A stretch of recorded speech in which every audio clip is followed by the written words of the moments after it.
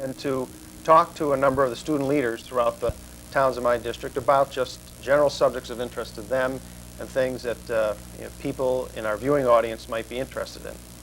My guests today are David Campbell, who is a co-president of the Student Council at Manchester High School, Kelly Keene, who is the president of the Student Council at East Catholic High School, Mary Hayes, who is the other co-president of the Student Council at Manchester High, and RJ Filipski, who is the president of the Glastonbury High School Student Council.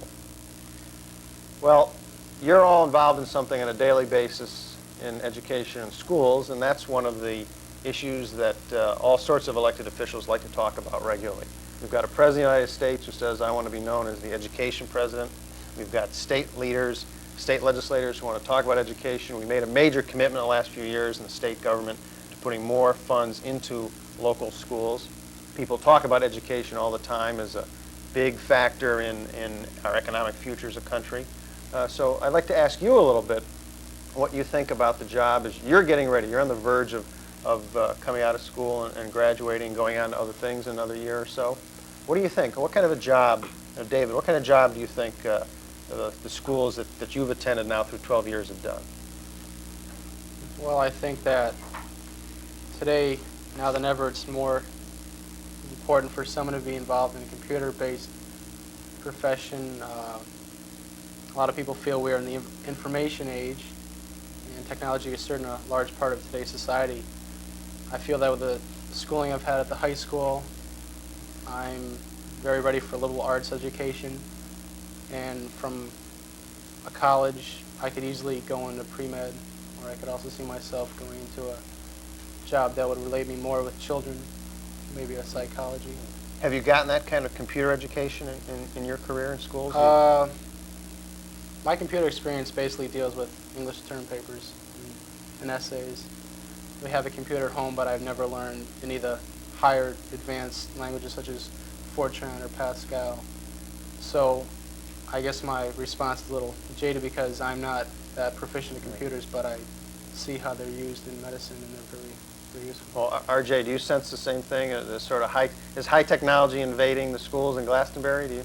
Yeah, I see it more as I've gone through the school system since I was here in 3rd grade, whereas when I first came to our school system, we had no computers. There were no computers, whereas the school I was at before in New Jersey did, even at a younger level.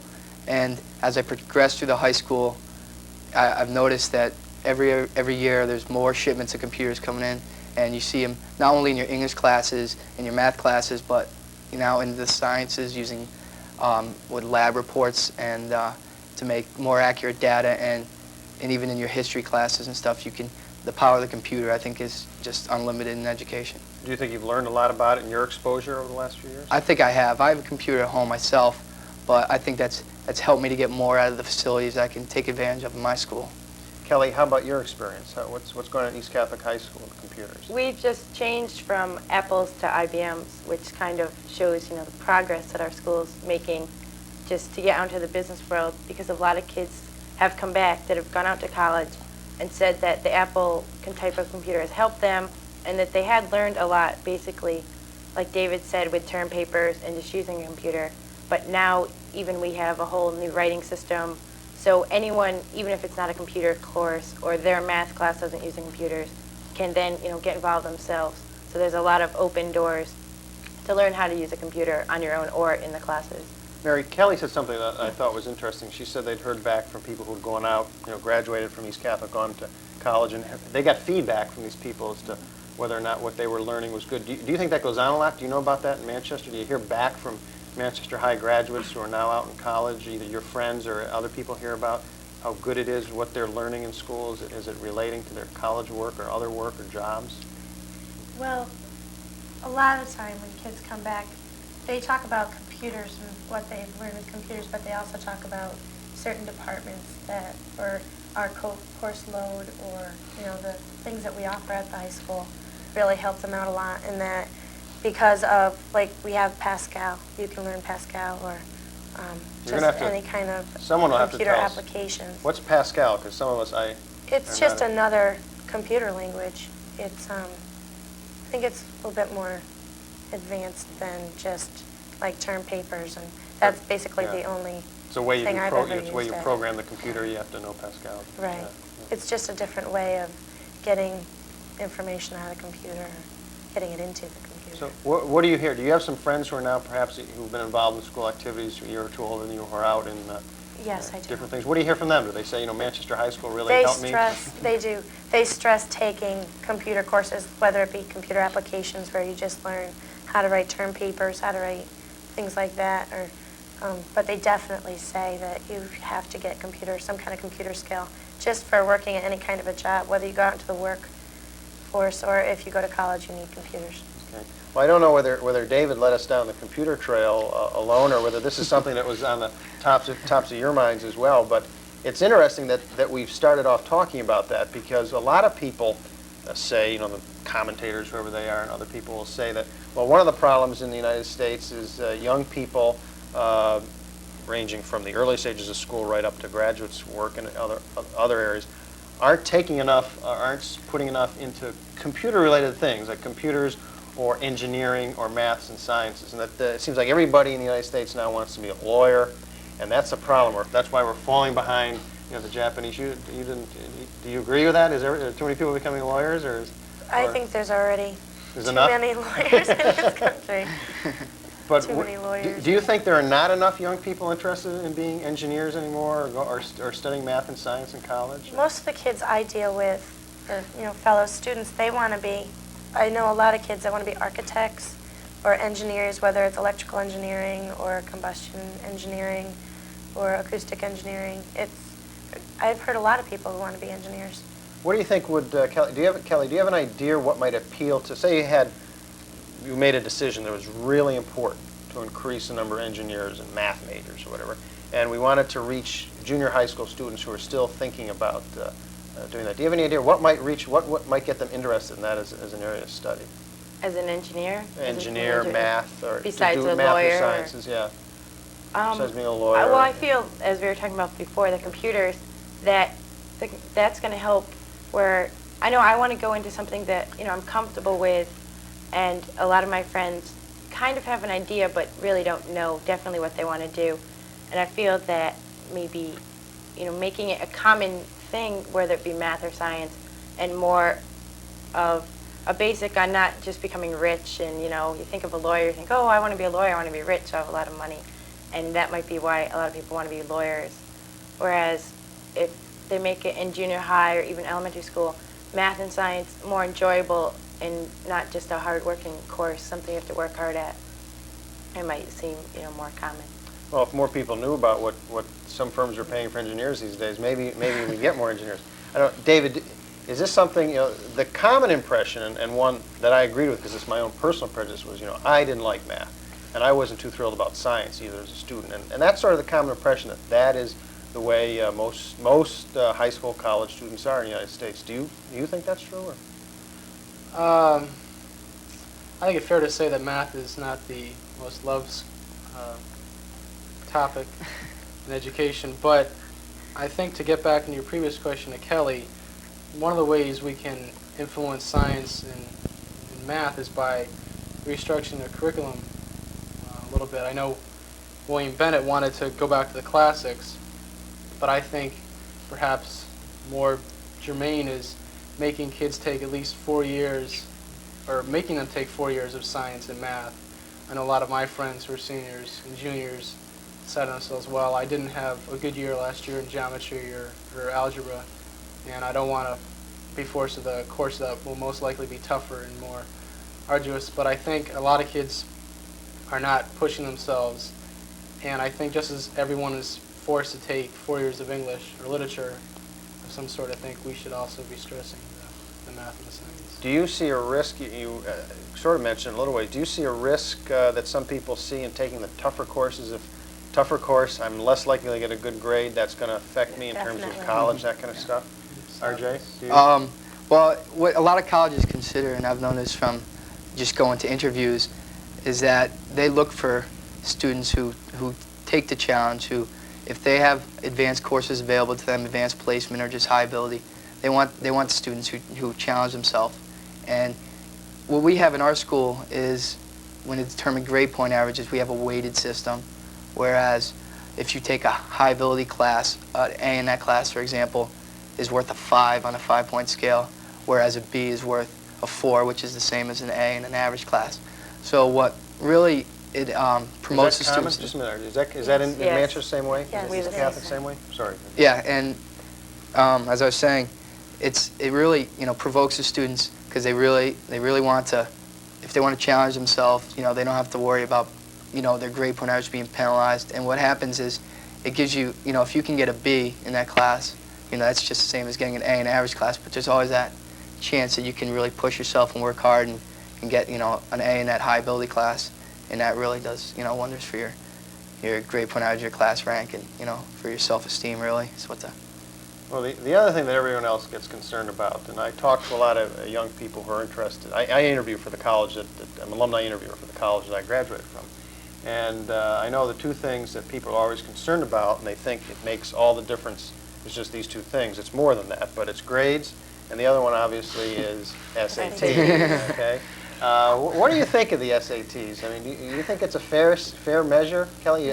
By now everyone here has taken the SATs, Yep. right? Yes. All right, Kelly, what do you think of that? Well, I feel Okay. that as of right now, there's really no other way that they can test every high school senior in the nation, because as we were saying before, our high schools around this area are fairly all on the same type of system, but different states, different towns and cities around the United States are all different. And people, we don't just go to college right here in our area. We'll go to colleges and universities all among the United States. So I think as of right now, it's the only possible way they can do it. But also that a lot of colleges now, just from interviews that I've gone to, are taking more of the whole person into consideration, where it seems like years ago it used to be just the SATs, and what you got on SATs was, who you were, and now it's not like that. David, do you have a thought on the SAT problem? I really don't put much stock in the SAT. As an overall indicator of the nation's educational level, I think it's good and probably perhaps the best we can have that a total overhaul. But once again, I don't see the math. The math is there, but the science isn't. And I think for students who are interested in subjects that are perhaps specific, they may hurt out a little bit. And I don't think every student gets the equal opportunity. There are some kids who have either the financial resources or the initiative to go to a prep course, and then there's maybe the inner city schools which may stress it less, or at any school the SAT is not always stressed equally, and I think some kids are deluded into thinking that the SAT is either more or less than it is. But as Kelly mentioned, I think initiative or potential is more important. Mary, has most of the people in your class gotten their scores back who are taking the test by now, or they're still waiting? A lot of people kind of put it off because they're stressed out about SATs. I mean, they prep you for SATs for so long. Well, SATs, that's how you're going to get into school. That's what your life is based on. Who preps the Teachers, parents, students that have already taken them. Yeah. They're like, it's 4 hours of complete stress. But I feel that, SATs, it's a 3-hour test. We've been taking standardized tests all throughout our career as a high school student or as a student in general. And if you just think of it as just a 3-hour test, then you're going to do a lot better than if you're like, oh my God, I'm not going to get into college if I don't break 1,000 on my SATs. Or kids who don't break 1,000 feel that they're inferior to kids who do. And colleges, I still feel they put too much emphasis on them. And that there's no way that you can take one person one day in a 3-hour test and say that this is how that person's going to perform in college or in high school. You could just be stressed out that day, have a bad day. You can blank out, and all kinds of things could happen. RJ, have you seen at Glastonbury High School something that I've heard of before? Is a lot of the score. People start to hear how people did, and you start to hear someone who doesn't do very well in school gets a top score, and somebody who's number 1, number 2 in the class gets over and thinks, "My God, that's a horrible score." I mean, have you heard that? That's very common. Yeah, I'll find students, because it was recently at our school.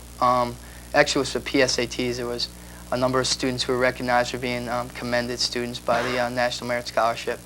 And we had a whole group of us, and we had to take a picture for the paper and stuff.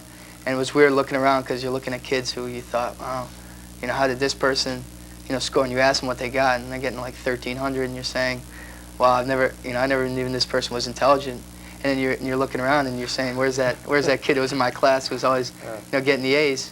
And I just think it's a good standardized test. You have to have a standard, but I think colleges now look beyond the raw score. They'll look at your school record, and I think they're looking for is a student who can perform over a length of time. They can, for 4 years, if they can, attain really good grades, I think they're going to, put the U over someone who, does really bad, and then one day, they really wing this one test, and they can go in and they can score 1,300 one day, and they're not a really consistent performer. I think colleges shine away from those people. Yeah, I think colleges, my experience is that over 10 years now doing it, is that colleges look at someone with a great SAT score and average grades, and they say, here's someone who's probably not working, who's probably not putting the effort out.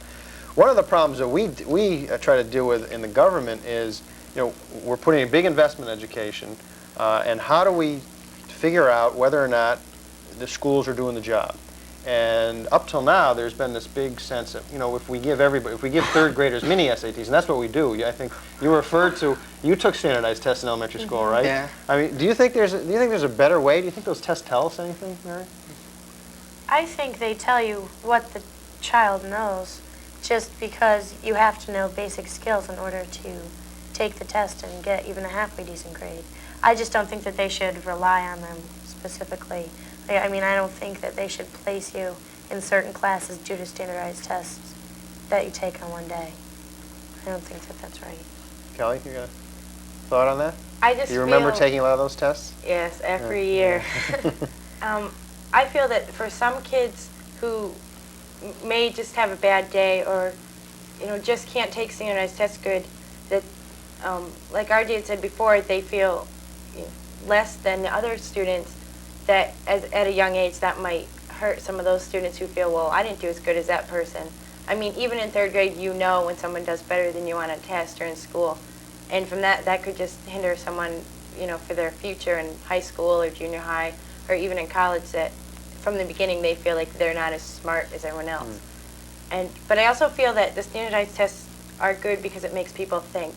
And that's one thing I don't feel that as a whole that we're forced to do, like the middle students in high school, really kind of, do what you have to do and get by, where you can't just memorize some facts and then go and sit down and standardized test and rewrite them. You have to think about problems. Where a lot of the high school tests that we take every day, you can get help from friends, what was on the test, or just things like that, where it's kind of like memorize what was in the book, write it down, and that doesn't really prepare for a future.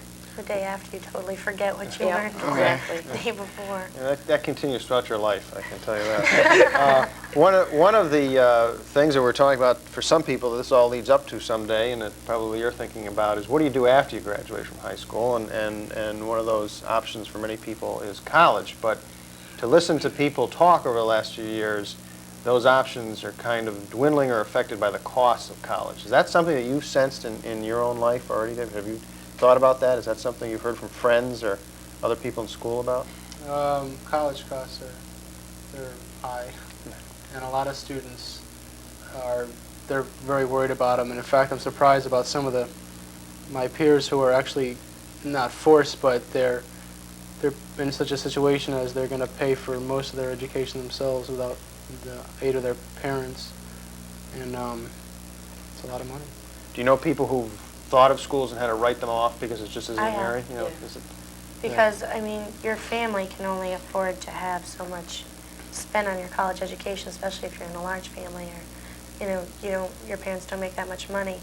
And financial aid isn't such that if you want to go to a good school and you get decent grades, you have to really excel in order to get scholarships. And I know as a Manchester High School student, there's a lot of scholarships open to us in just Manchester, I guess like banks and services.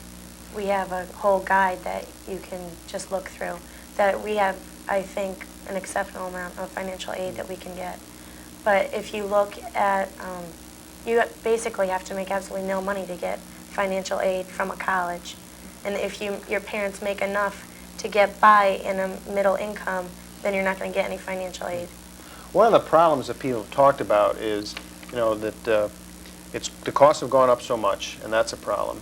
And if you take out a lot of loans as a student, during those years, particularly if you go on to more school after you get a college degree, or if you could take these courses and get financial aid to attend a vocational or technical program or school, that you come out and you have this big loan that you have to pay. Do you think it would make a difference if and right now it's kind of restricted, you can't even borrow that much anymore. When I was going to college, you could borrow almost all you needed, and it would be deferred by the government. In some cases, if you qualified, you wouldn't have to pay the interest until a year after you got out, and you wouldn't start paying until a year after you got out. Now you can only borrow a small piece of what you need, and you still have to pay it back in 10 years. If they were to stretch that out so that you would pay it back for a long period of time, and it would be less per month, would that be something that would be interesting to you, or do you rather not do that? Mary? It would be interesting. I don't think you'd get it past many taxpayers, just because obviously not enough people agreed with that in the first place. That's why they cut it down.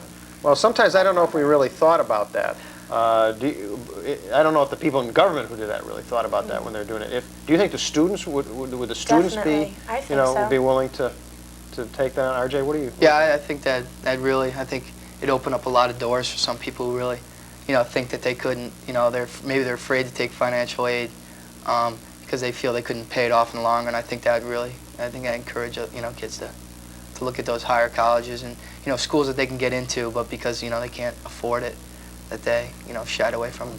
Well, I've been out of school for a little bit over 11 years now, and I'm still paying, and I'm going to be still paying my loans back for a number of years to come. Is that something, Kelly, that would you be willing to do that if that got you into the college that you wanted to attend, or would you rather kind of have that behind you? I would like to be able to say that, I wouldn't worry about the financial. I just go to the school I could get into that I wanted to go to.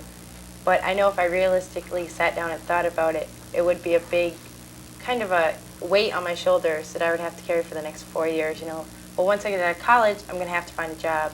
I'm going to have to get a job and pay this back, where I might then end up taking, the next step down, a smaller college, less expensive, which may fit my needs, and I might, have very enjoyable 4 years, but it may not be as challenging and get me to work to my full potential as much, whereas just because of the financial problems, and I know a lot of students that are not even going to apply to schools where, they'd be a wonderful student there and great access to the school, but they're not even going to try because of the money.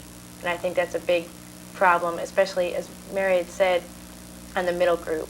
The kids who are very smart and do very well in high school get the scholarships and all, and then the minorities or the poorer families, they're going to get the money, they're going to go to college, but it's the kids in the middle who may end up being presidents of a company or that type of thing, who really would be a help to a college or university, who just aren't going to try. Let me shift the topic as we get into, this will probably be the last area we'll explore in the program. You're about to graduate from high school in 1990. That means that you went from the earliest years of elementary school up till now in the decade of the 80s. I graduated from high school really in the start of the 70s, and so most of my elementary and junior high and high school years were in the 60s. Those of us who were a few years younger and older than I am went through a couple of things that were really major experiences. Everyone remembers, if you're anywhere near my age, you remember where you were and how you found out when President Kennedy was shot.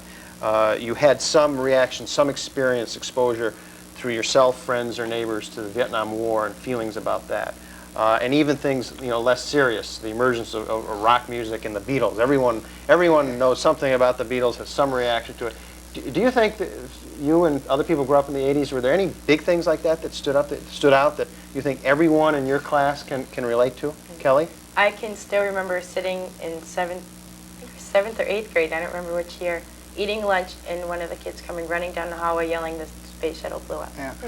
That's just, even what happened last week in Germany, the wall, being taken down, it just seems things that you never... The earliest history I can remember would be, I really had a grip on, understood, was the Iran hostage situation in the 80s. Yeah. Because what that effect on me was, I was young and I had an open mind and I was, very naive. And I knew Iran was associated with Russia, and I saw Russia, communism, and that really immediately put, something in the head, and I think it put it into the heads of a lot of young kids that Russian's bad, communism is bad, and now I think we're seeing, recently with the Russian Revolution, we're seeing, another Russian Revolution where the people are coming back. So, David, is there anything else that you sense is something that really everyone relates to in your age range? Berlin Wall. What's happening right now, in other words? You think we're in pretty amazing times, 1989, 1990.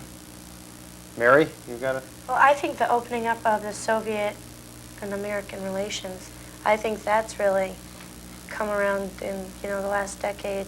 Gorbachev is great as far as I'm concerned. I mean, in his open-mindedness and in glasnost and whatnot, he really is, trying to get back into the swing of things and not isolate Yeah, the Soviet Union. It's been a great change. I was in elementary school in first couple of years in the late 50s and early 60s, and we used to go down to the basement of our school.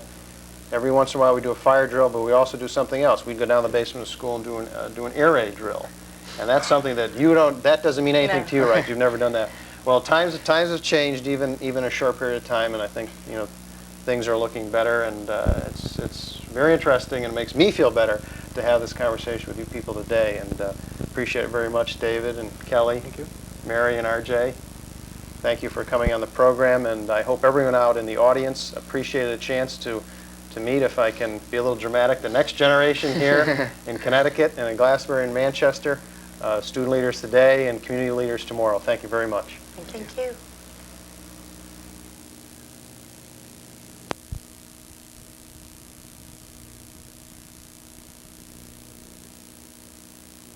Here somewhere. Now I know I'll have a future.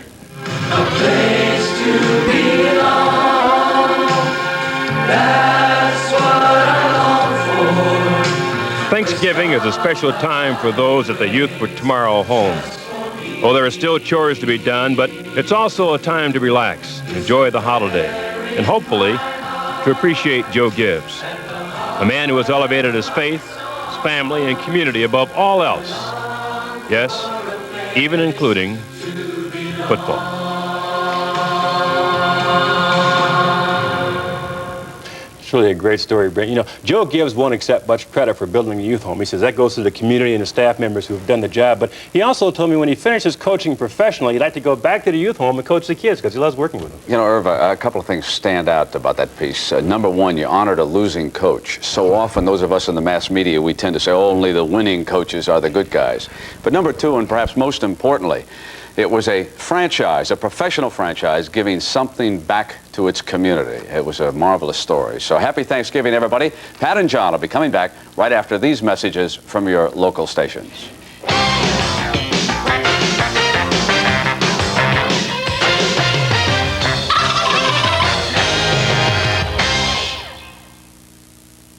Celebrate America's homecoming on CBS Sports tomorrow. Catch two teams battling for a major bowl bid. Arkansas takes on Texas A&M. Saturday, Paterno and Penn State face Pittsburgh, followed by the season premiere of the NBA on CBS. When Air Jordan lifts the Bulls against the Warriors. Then #1 Notre Dame takes on the power that is Miami. Thanksgiving weekend, CBS Sports celebrates America's homecoming, because home is where the action is. America's Homecoming Week continues on CBS when World and Olympic Championship figure skaters pay tribute to the classic music of the movies. It's the iStars Hollywood Review. Then, an all-new All-Star Special Celebration, a national musical event honoring the continuing excellence of Grammy's living legends. The Texas outlaw Willie Nelson, Motown star Smokey Robinson, Phantom of the Opera's Andrew Lloyd Webber, and the incomparable Liza Minnelli. The first annual Grammy Living Legends after the iStars Hollywood Review, Friday starting at 8. This is CBS. Here's why Acuras are rated #1 in customer satisfaction. You don't have problems with an Acura. You get routine maintenance and the car runs beautiful. I have had no problems in 2 years. Never had a problem with the first car. I haven't had a problem with the second car. I've had 4 Acuras, and they really have been no problem. I can think of none. The only maintenance is the required maintenance. It's dependable. Test drive one at Acura of Avon, Shaler Acura, Courtney Acura, and Acura of Wilbraham. Hello, tomorrow, your children are here. Can you hear the new drummer? The future is clear. A generation of change, a generation of song, a generation of laughter coming on strong. A generation of color, black, white, yellow, red. A generation of Pepsi. A generation ahead. A generation For those considering a Toyota Camry, some revealing news. There's another 5-passenger sedan with front-wheel drive, fuel-injected engine, roomier trunk, and it's $1,200 less than the Toyota Camry. In fact, this German-engineered 1990 Volkswagen Jetta GL, including its new features, costs less than last year. So stop tearing your hair out about new car prices. It's time to think about Volkswagen again. Happy Thanksgiving from all your friends at WFSB Channel 3. The Eagles lead the Cowboys 10-0 at the half. The Eagles sort of seem to be, John Madden hung up on that total of 10. They've been down inside the 20 4 times, I believe, and haven't been able to get but 1 touchdown. Well, that's the thing that's been bothering them. I mean, the Eagles have really outplayed the Cowboys in this first half, and they are ahead 10-0, but it could really be 20-0. What do you see happening as far as the Cowboys first and then the Eagles in the second half? Well, I think the Cowboys, Troy Aikman has to get something going. He's only completed 4 passes for 25 yards. I think he has to start getting the ball down the field. They've only sacked him 1 time, but as you can see, his passing yardage is only 24 yards. He's had some running ability, but I think that they have to try and get something open. Well, when you look at the comparison between Cunningham and Aikman, Cunningham has 103 yards passing, 33 yards rushing. He threw the 1 touchdown pass, the catch to Carter. Here it is right here, as a matter of fact. And he's had in the last 2 weeks 2 spectacular catches. Well, you can see Cunningham is looking all the way. That's a timing pass to Chris Carter. He's just going to throw it up and over and let Carter go up for a jump ball. It's interesting that Chris Carter is now his big play guy, but the guys that he still goes to are Keith Byers and Keith Jackson, who have caught 8 of the passes in the first half. And we still don't know if Jackson will be back after that sprained ankle. CBS Sports coverage of the National Football League will continue after this message and a word from your local station. Honey, where's the handy cam? It's there somewhere. Somewhere, right. Where? Sony announces the world's smallest camcorder. Dad. The Handycam TR5. You'll take it everywhere because it's so amazingly tiny and light. Honey, quick, the handy cam. Oh, this will look great. The new Sony Handycam TR5 has all the features of the big ones. It's the smallest way to preserve life's biggest moments. Look, Dad got me mini. Well, I had a little help. The key is the pump. I'm be able to pump myself up. I don't know the mechanics of it. You push this in as many times as you want. Tights around your ankle. Felt like a tailor-made fit. When you want to release, it's a little button back here. Press it and air releases. I think somebody might sneak up behind me, push my release button, let all my air out. Some people like BMWs. I like gym shoes. Pump it up.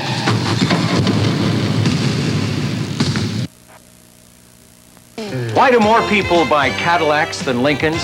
Well, consider the facts. It's the DeVille and Fleetwood that have V8 engines and much more horsepower, while the Continental has only a V6. Plus, Fleetwood and DeVille have more front and rear seat legroom. And in a recent survey by J.D. Power and Associates, it's Cadillac that's the highest-ranked American car for customer satisfaction. And now you know why Cadillac outsells Lincoln. Test drive a 1990 Cadillac at your Cadillac Super Network dealer. Celebrate the season at G-Fox First. Come to G-Fox First Friday for early bird specials throughout the store. From 8 a.m. to noon, take 25% off all 1928 jewelry. Save 40% on Clubhouse Classics. Take 20% off Kids Famous Maker Playwear. And all Christmas cards, wrap, and bows, 25% off. Start the holidays with fabulous savings during the early bird specials at G-Fox. Friday, 8 a.m. to noon. Celebrate the season at G-Fox First. Sports coverage of the National Football League is sponsored by new Keystone and Keystone Light. Bottled beer taste in a can. Wouldn't that be great? Sony, bringing people the most entertaining ways to entertain themselves. And by Honda, who invite you to test drive the new Accord. You have to drive it to believe it. At Texas Stadium on a bright, clear Thanksgiving afternoon, the Eagles lead the Cowboys 10-0. Dallas will kick off to start the second half.